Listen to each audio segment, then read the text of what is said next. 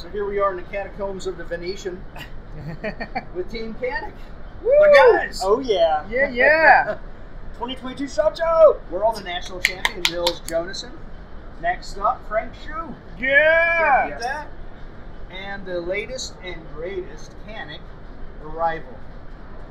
Now, I can honestly say, being one of the people on the outside, that we have been clamoring for this thing since we first saw pictures of it in Europe. Mm-hmm. And correct me if I'm wrong, Nils, someone said you've had one for 6 months? So we've been working on this guy for, it seems like, the better part of 2 years. And I had some temporary imports as the process is going on, and we've been back and forth to Turkey several times over the couple of years. And it's been definitely a work in progress, and the frame is a complete redesign that shares a lot of features, or actually all the features of the Mete that we released earlier, or late last year. Okay. So, but we've got a whole bunch of extra features that are competition specific. We also shortened the barrel to 5 inches instead of 5.2 to make it IPSC legal. So we're legal for IDPA, USPSA, IPSC, 3-gun obviously. So every style of sport shooting in existence today, this gun is legal for. Wow, I didn't realize that. Okay. Because when we talked almost a year ago now, last spring, that's what we talked about, how the SFX wasn't legal. Right. It was that extra 0.2 inches that the SFX had in barrel length that cut its ability to run in IPSC production or production optics. Okay. Now this is the gray, and there's also the black one called the dark side. The dark side. Correct. So we're doing a whole Star Wars theme here. We don't say that out loud though. Disney has more money than we do. Okay. But Gotcha. this gun is super, super awesome, and yes, it looks really cool. It's got an adjustable rear sight, so we do a lot of reloading, so everyone's point of impact is a little bit different. Now you can adjust it from the factory. You don't have to do any kind of crazy aftermarket sight modifications to get a point of aim, point of impact with your ammunition.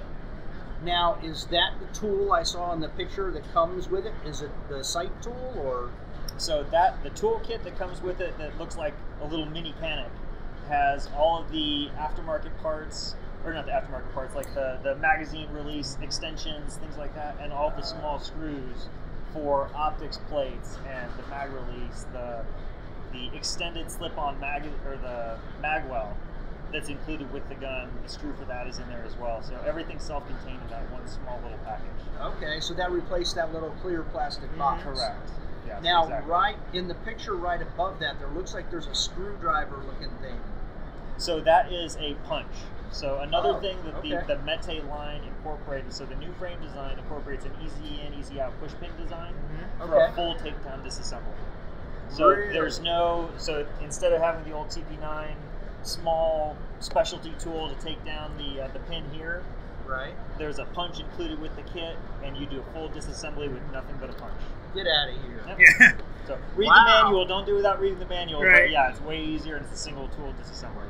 And I think Neil also mentioned about the little gun, that the tip of the gun is a drill bit. Correct. Right? So you can just use that little gun. So it's also a screwdriver. Yeah. Wow, there's a lot of things I'm learning even after looking at this thing for 24 hours. And I wish we dreaming had about the it. whole package kit to show you, but we'll just have to explain it instead. Yeah. And this one has 3 back straps instead of 2, correct? Right. Mm-hmm. Okay. Yeah, and the new Mete frame, so this frame incorporates a full length design. So the original TP9 design came down about 3/4 of the way. The new Mete frame goes all the way to the bottom to the magwell. And this one, the actual magwell came off, or was taken off? Yeah, so it has an integrated magwell into the frame, so it's still carry optics and production legal. It comes with a slip-on aluminum magwell that screws right into the bottom. And yeah, that comes with the kit, and would still fit in like an IDP or an IDPA box or an IPSC box. But obviously for carry optics production, you take that off. All right, and you shoot it like this. Correct. Mm-hmm. Okay. It actually looks like aftermarket base pads might fit better with this one too. I could be wrong, but it looks like there's a little bit of a different, like maybe a flare. Now, I also learned from you yesterday, Nils, about the dark side comes with 5 optic slides? Correct. So both of them come with this adjustable rear sight configuration. Both of them come with the 4 optics plates for all the common optics on the market today. The dark side, which is special to just the dark side, it comes with a tactical rear sight plate. So it's a fixed rear sight and a micro optic mount, so you can co-witness with that system. For those people that feel they need one. Right. So what the Mete had with the co-witness, you don't lose it going to the Rival, but you still get the ability to run full-size optics. And when we talked yesterday, you were saying that you guys cherry-picked which optic slide you were going to use, dropped the one that was least used, correct, and added one that now runs a SIG and a Seymour. That is correct. Yeah. So we dropped the least popular one that almost nobody utilized. The most common ones we kept in the kit, and then the one we took off we replaced with an extra, like an oversized plate, which is going to incorporate the Seymour RTS2 and like the SIG Romeo 3 Max and all like the crazy large optics footprints will now work on the Rival. So, is there any? When I was talking to the other guys on the podcast last night, and even my wife, I was like, this really, if you have this gun, other than it being a full size, there's really no other gun. It really fits and fills every need somebody would want or need. Mm-hmm. I mean, you could carry it every day if you wanted, because you could co-witness if you feel you need to. Shoot it in competition. It could be a range plinker if that's what you wanted. I mean, you can shoot just irons and actually adjust the rear sight, or put an optic. I mean, I really can't see a disadvantage to this gun at all. Exactly. Yeah. One thing I want to talk about. This is something when I was searching around the web and everything, I noticed that somebody didn't notice. They thought, oh, the trigger shoe is Elite Combat trigger shoes. No. Everybody forgot about that. We do improve the trigger on this gun as well. So if you have the original Canik triggers or even like the Elite Combat triggers, those triggers have the pre-travel would take up really, really long, all the way to the rear and then the brake. But now the new gun, it brakes 90 degrees. So that's a take up right there, and that's a wall. So it will brake on 90 degree and then reset. It's still going to be phenomenal trigger. That is something people forgot to talk about on this gun on the web page, and so every time when I see it, people come up with the new guns with a new review, they always forgot to talk about that trigger. It's already improved. And you're right, I've already forgotten. Nils said that yesterday, yeah. And I've already forgotten. I forgot about it. Yeah. Now I noticed that on the back wall, you got the Canik got the different triggers and everything. Are they going to make a flat face trigger that would work on the X? Ooh. So the plan is to build out an accessory line for all the Canik models. Okay. I don't have a detailed list of exactly what those accessories are going to be for every different model. I do know that this flat face style 90-degree brake trigger is planned on being an accessory that's available. This trigger as it sits will work in the Mete frame and the Elite Combat frame. Because it shares the same cross pin design, so the outside diameter pin of that pin is a certain size.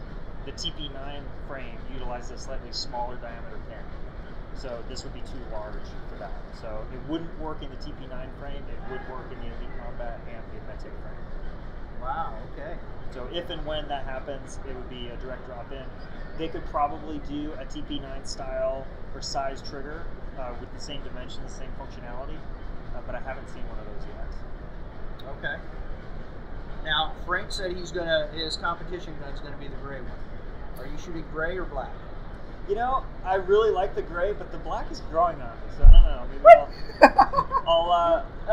I'll reserve my right to answer until later. Okay. All right. Well, the reason why I like the gray one is because I have my little Frank logo that I have to use as gold.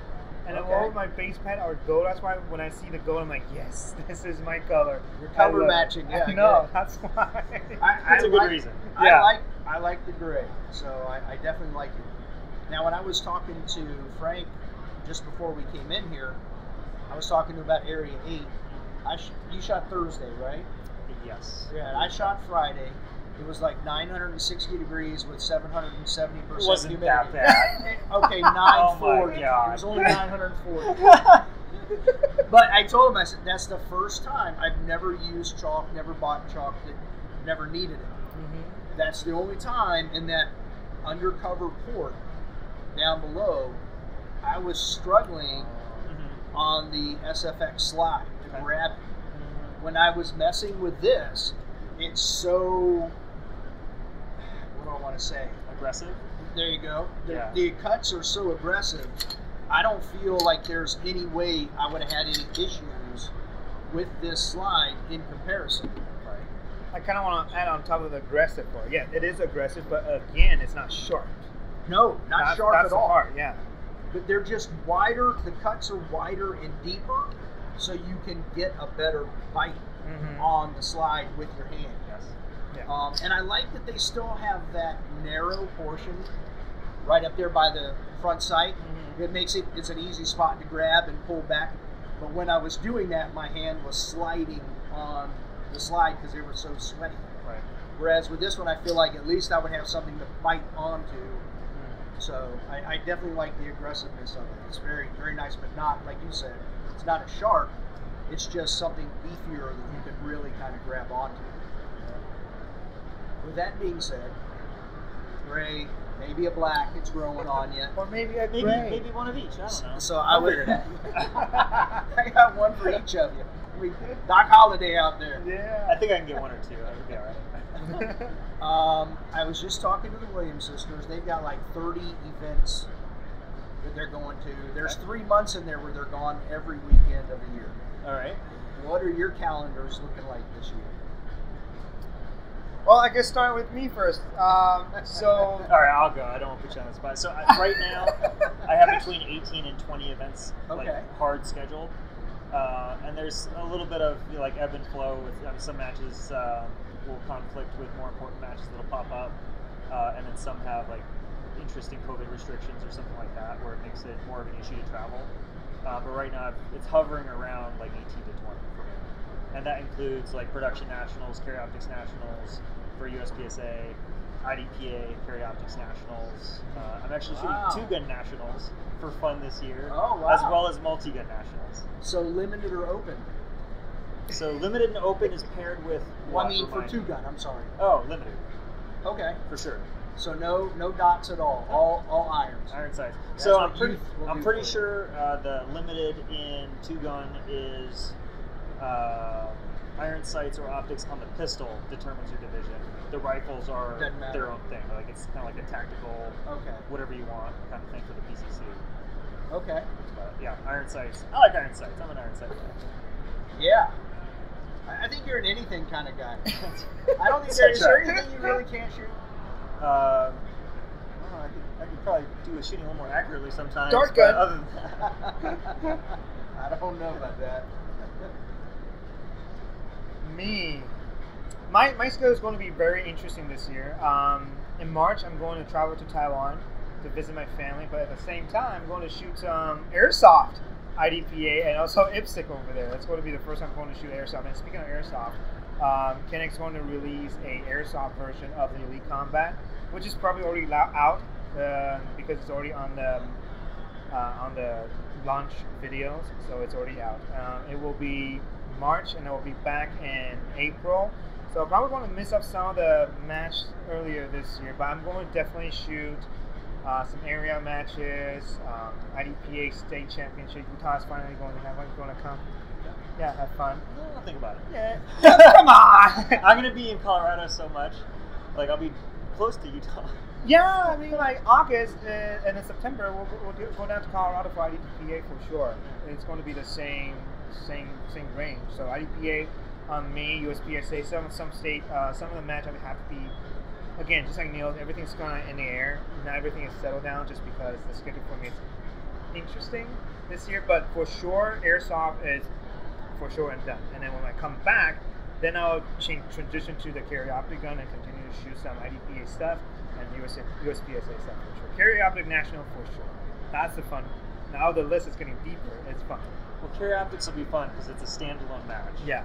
And they haven't done a standalone division match for USPSA Nationals for seems like probably 6 or 7 years. It's been a while. Like 2015, they did a standalone limited nationals, and they had over 500 limited shooters. So you've got 15, 20 guys that could legitimately win the division. So it's very competitive. And Carry Optics this year would be the same thing. Yeah, we had Jay Beal on, and we were talking about that, and he's even thinking that there might be so many that I was thinking 2 super squads because you have so many high level shooters. He was thinking there might even be 3. That'd be interesting. So that would be interesting. And then who would start where? That would be pretty wild. So I see it being super stacked. Yeah, Carry Optics Nationals would be a lot of fun this year.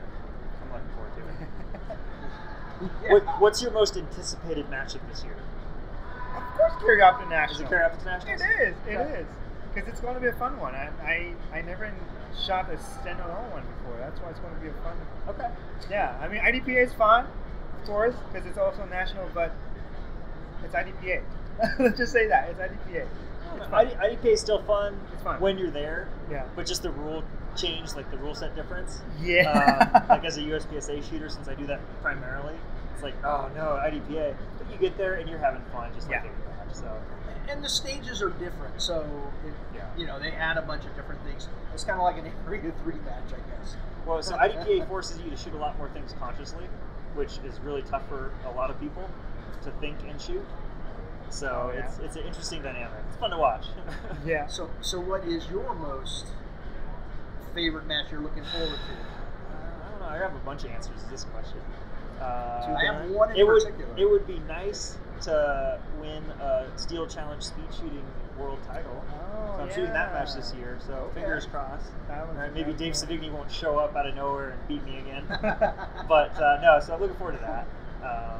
And there are some matches towards the end of the year, specifically the IPSC World Championship, which should be in Thailand this year, just like it should have been in Thailand last year, just like it should have been in Thailand the year before that. So one more year, we'd be back on a 3-year schedule. So I don't know if that match is going to happen. I hope it does, but I don't know. Yeah, that's where everybody seems to be leaning. I think people are falling more and more towards it's not happening, but there's always hope. Yeah. Well, a lot of people didn't think SHOT Show was going to happen this year, and here we are. Right. So Rival and IPSC World Shoot? To be determined. Okay. So you have to understand, I'm on the USPSA national team for standard division. Okay. So it'll be like a limited equivalent in IPSC. Gotcha. So right now the Rival is in 9mm, so maybe we've got some time to do some R&D and figure some stuff out as far as a 40 cal would go. I don't have a definitive answer whether or not something like that would be done in time. So it's kind of still up in the air a little bit on that for me. Okay. At this point, I just hope the match happens. If not, then R&D can have longer time to do some stuff. Right. Yeah. But you're definitely shooting production in Colorado Nationals? Yes. Okay. Yeah, that's the plan. All right. Even though it's paired with what?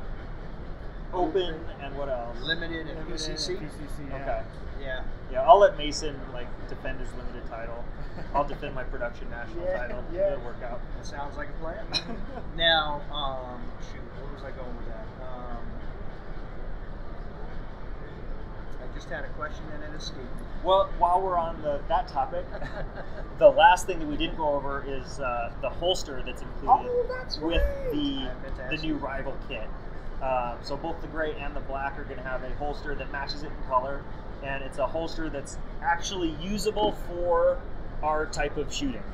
So you can take it right out of the box, strap it on a belt, and go to the local match or even nationals, and you're not going to be at a disadvantage. So it's a usable holster included with the platform. And it's competitor shooting approved, so you know it's good holster. It's not like the holster that we have before. Like it's usable, but this one is really usable. Yeah, it looks like it has an optic cut on the holster so that it doesn't interfere with. Oh yeah, if you want to run it with iron sights or the optic, that holster will come with it for sure. Yeah, I've only seen it in the video with you shooting. So. Okay. Now I remember what I was going to ask. 4 days of nationals. What are your thoughts? 4 days of nationals, referring to production of nationals is 4 days. Okay.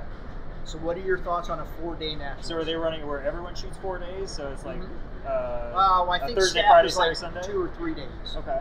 But everybody else would be 4 days. So USPSA has run into an issue where they have more demand than they have space at matches.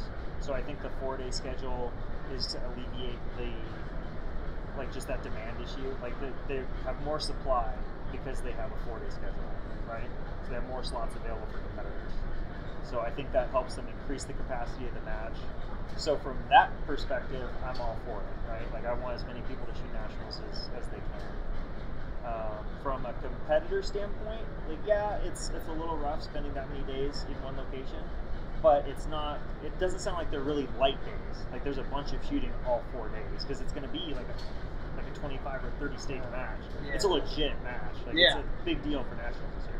It's still like 7 stages a day. Right, exactly. So it's not like you're shooting 3 or 4 stages just to spread everything out. You're still doing a lot of shooting. So does 4 days change your strategy over 3 versus 3 days, or does it stay the same? You just have to remain more focused. I don't think it would change the strategy. It's an extra day. It's a little bit more expense to travel to the competition. Okay, that's because you got an extra day for the rental car and hotel and all that sort of stuff. But it wouldn't really change the way I would approach the match itself. It's just an extra day. Okay. All right. Everything's the same. Anything new on the horizon for Caniks coming out? Airsoft! Now, is Canik actually making that, or did they license it to They're somebody? partnering with Cybergun. Cybergun. Not Cybertruck. That is still in the air, but that's a different topic. Cybergun. So Cybergun is a French company that is really good at getting licensing from the actual gun company. So Canik released all the license and laser, all the stuff to the Cybergun, and Cybergun are the manufacturer, are the company, and then of course manufacturing is going to be from Cybergun as well. From now on, they're going to create a complete replica for the Canik. So I already checked out on their booth, and it looks just like the Elite Combat. So you could mount an optic on it, everything. Yeah. Everything that you see on the Canik, you can do it. And of course, some of the part, like, is there a different size of the mag release? No. They already told me no, but a mounting part, you can see that. You can see the different optic plate and mount it on there. Okay. Yeah. Wow. So that's the one I'm going to shoot this year. So are you excited about Airsoft? Or I kind of am, to be honest. I mean, even though I shoot carry optic a lot, I'm like, yeah, shooting a replica, it's fun. It's going to be fun. Let's just say that. Because I never shot Airsoft in competitive platform. I shoot Airsoft in a team deathmatch situation like a paintball. Okay. I never tried the competitive part. So this is going to be the first time. CO2 driven? Right now, green gas. Green gas. Okay. Yeah. Are they compressed planning, air? Yeah. Are they planning on doing CO2? No. No CO2 magazines, just a green gas. So 12 pound. Sorry, not 12 pound, 12 kg green gas. 12 kilos. Yeah, that's going to be the one. It's going to driven the gun. Okay. Yeah. Wow. Pretty cool. I'm just like, I can tell you're excited. yeah, I'm excited because Yeah, it's sure. a little toy for Canada. I'm just like, yes, finally. Well, I mean, quite frankly, with the cost of ammunition these days, Yeah. a legitimate replica, exact copy of the Canik platform for like a practice or a training tool for dry fire, or something that's maybe a little better than dry fire for some things, is a lot cheaper than $1 around for 9mm. That is true. I agree. Or primers that don't exist. Yeah. Well, they even make poppers for airsoft guns. You can actually hit poppers and knock them down. They do. The competition world in Taiwan are doing that. So a lot of Asia countries, they're not allowed to shoot real guns. These are how they do IP6 over there or IDP over there. They have like literally aluminum, tiny little steel plate. And you can knock them down. Yeah, pretty wild. Awesome. Well, it's awesome that we finally got the rival, and I'm glad to hear you guys have a full schedule coming up. And Nils, I hope you win everything you shoot. I appreciate it. Thank you very much. Team Thanks for having us Canik! on. Thank you very much. Team Canik! Thanks, Frank. Thank you so much, Dave. Team Canik, we can win, we can win.